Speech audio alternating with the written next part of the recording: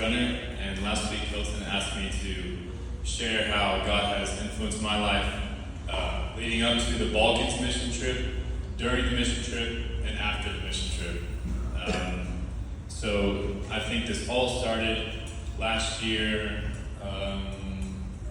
around Christmas time.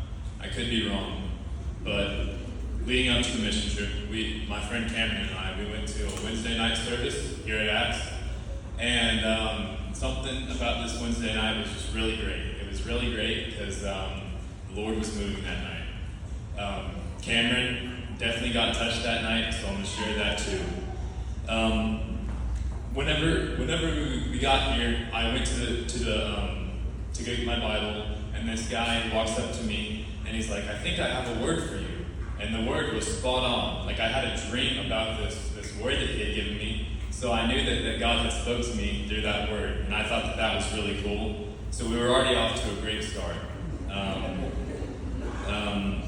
Kelton had invited me to the mission trip, and I was like, yeah, I'll go, but I wasn't so sure.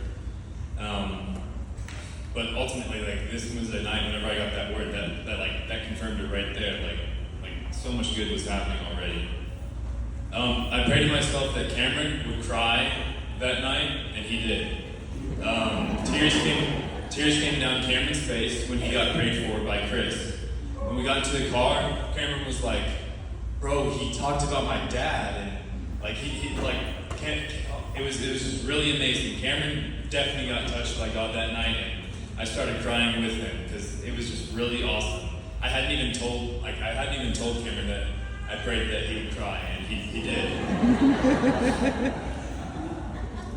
Furthermore, leading up to the trip, I was fully funded without doing really any work, so that in itself was a miracle.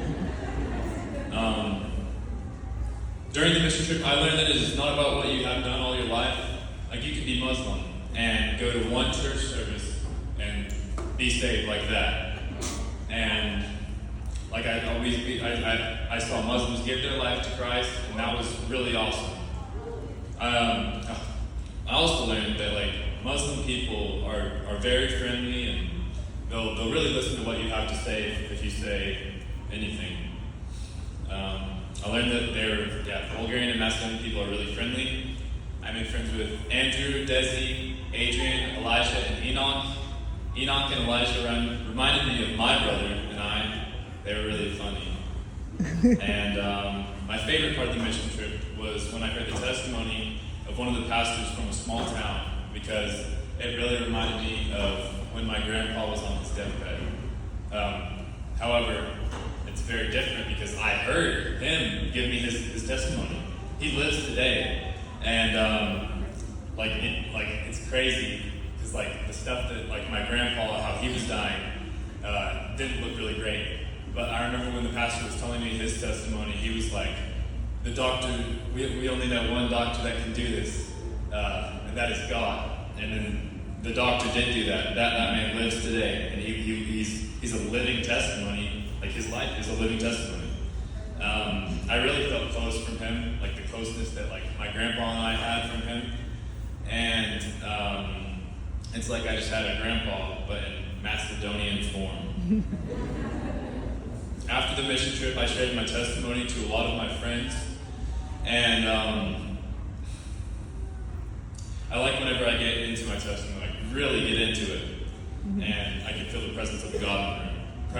I can feel the presence of God in the room. Like, that's a really cool feeling. And to close, kind of to close, I have after God has impacted me, like, from the mission trip. It is through Meridian Athletics. Even though we lose a lot of games, I like to think of the scene in Lord of the Rings, The Two Towers. Frodo says to Sam, the scene starts with Frodo having his sword pointed at Sam, and Sam says, "It's me! It's your Sam!" Frodo says to Sam, "I can't do this anymore, Sam." And Sam says, "I know, Mr. Frodo. It's all wrong. By rights, we shouldn't even be here." And then he says to Frodo, "It's like in the great stories. full of darkness and danger they were. And sometimes you didn't want to know the end, because how could the end be happy? How could the world go back to what it used to be when so much bad has happened? But in the end, it's only a passing thing. Even darkness must pass. A new day will come. And when the sun shines, it'll shine out the clear. Those are the stories that stuck with you. Those are the stories that stayed with you because they meant something, even if you were too small to understand. And he says, but I think, Mr. Frodo, I do understand. Folk in those stories had a ton of chances to turn back, but only they didn't. They kept going because they were holding on to something. And Frodo asked, what are we holding on to, Sam? And Sam says, if there is some good in this world, Mr. Frodo, it is worth fighting for. So there could be so many ways that I could interpret this, but sometimes I feel like God could be Sam, telling me not to give up, to not lose hope. You know, like Sam, he carried the ring for Frodo. He was tempted, but he didn't act on the ring. God is telling me, don't give up, don't give up, don't lose hope. Like, don't do that. And sometimes I feel not like God at all. I feel like Sam telling my teammates, don't give up, guys. There is so much more to this life than athletics, than football, like football it doesn't matter.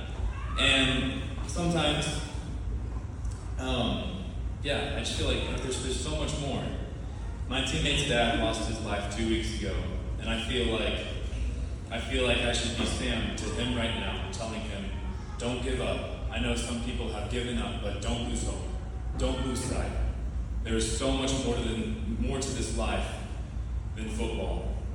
And I really wish that the town of Meridian itself would just get that we would just get out of this middle earth state of mind that's always stuck in the muck, always sad, and I really just want the sun to shine out the darkness in my town, like everywhere, but especially like where it's so prevalent that I can see it. Like it's very obvious. I cry every time I walk past the little kids in the pep rally because I don't want them to think that I don't care, or that I have given up. Again, in the end, this is a passing thing. Whenever I look at the darkness and the evil, I know that it will be gone someday. This darkness will go. And I have to remind myself of this when I think of this speech, and I think that all of Jesus has done when he laid his life down, that this darkness will pass.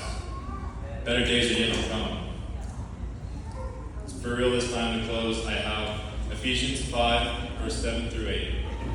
Therefore, do not become partners with them, for at one time you were darkness, but now you are light in the Lord. Walk as children of light.